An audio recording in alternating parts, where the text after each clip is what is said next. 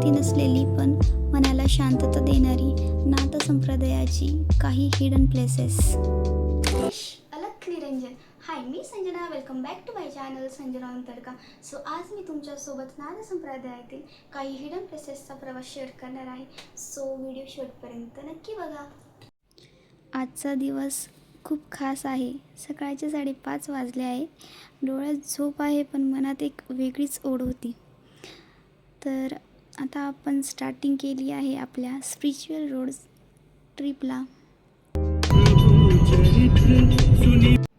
आम्ही करणार तर नाथ दर्शनच होतो, बट आमच्या रूटमध्ये येणारे देव पण आम्ही करणार आहे.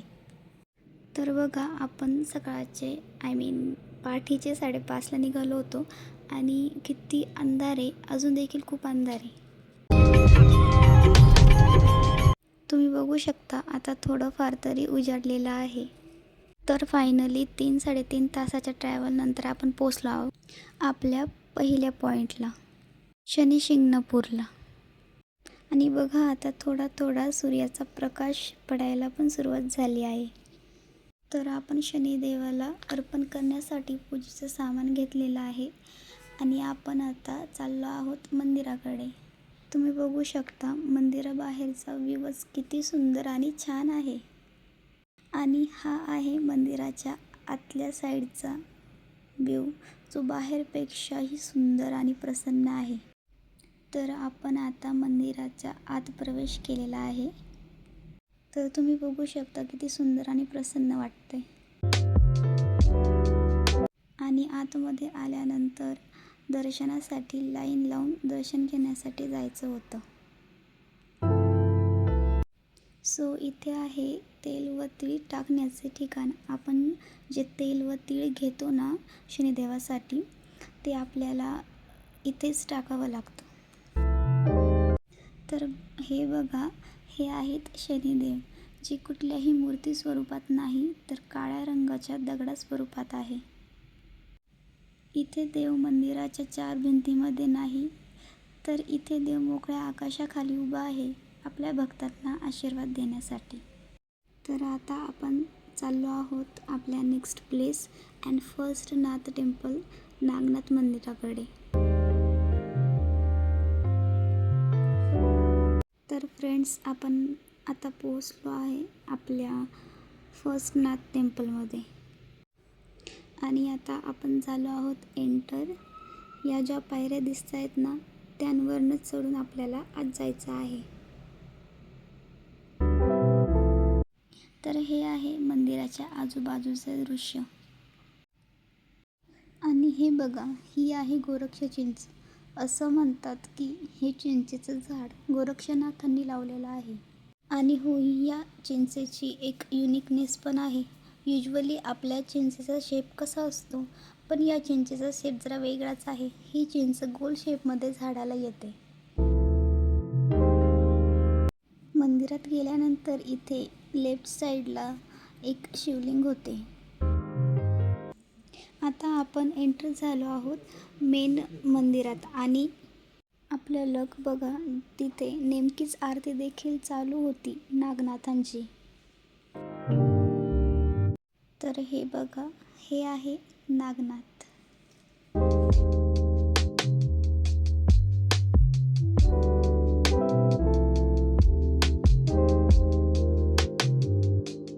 थोडं पुढं गेल्यावर मला दिसले नागनाथांचे पण गुरु. हे बघा, हे आहेत नागनाथांचे गुरु.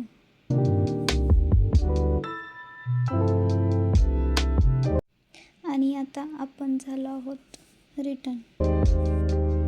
आता आपण आलो आहोत सेकंड नाथ टेम्पलकडे, जे आहे जालिंदरनाथांचं. आणि हे आहे रायमोह यावलवाडीमध्ये. आता आपण जात आहोत आतमध्ये.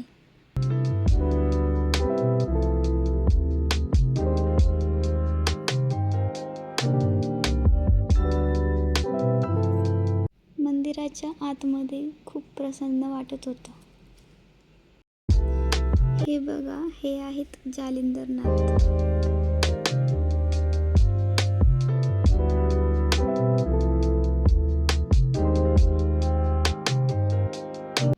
आणि तुम्हाला इथे अखंड धुनी असं लिहिलेलं दिसतच असेल, तर इथेच या अग्नीमध्येच झाला जालिंदरनाथांचा जन्म. आता याचा दरवाजा बंद आहे, पण तुम्हाला हा थोडा थोडा धूर दिसत असेल, हा त्याच धुनीचा धूर आहे. आता आपण चाललो आहोत आपल्या थर्ड नाथ टेम्पलकडे, जे आहे गहिनीनाथांचं.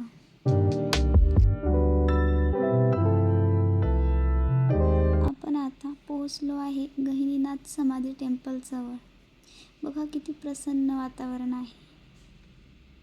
हा आहे मंदिराचा प्रवेशद्वार आणि आपण जाऊया आता आत. आता आपण एंटर झालो आहोत मंदिराच्या आत.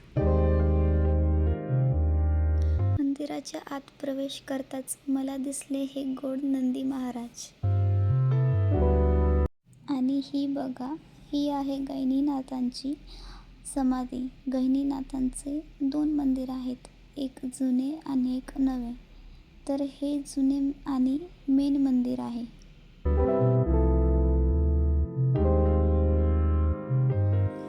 तर हे आहे गहिनीनाथांचे नवे मंदिर.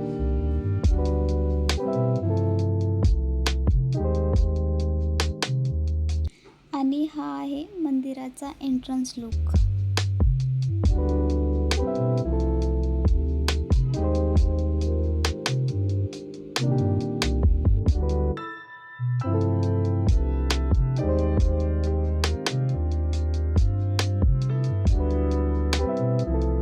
आणि हे बघा, हे आहेत गहिनीनाथ.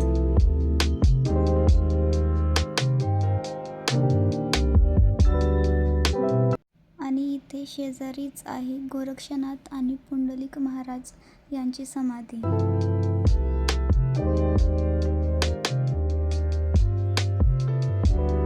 आणि हो, गहिनीनाथांचा गड चिंचोली या गावात स्थित आहे.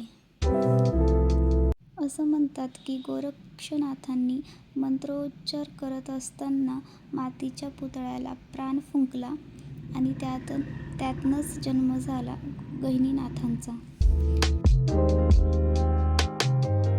त्यानंतर आम्ही बाहेर आलो आणि हा गोड असा प्रसाद घेतला.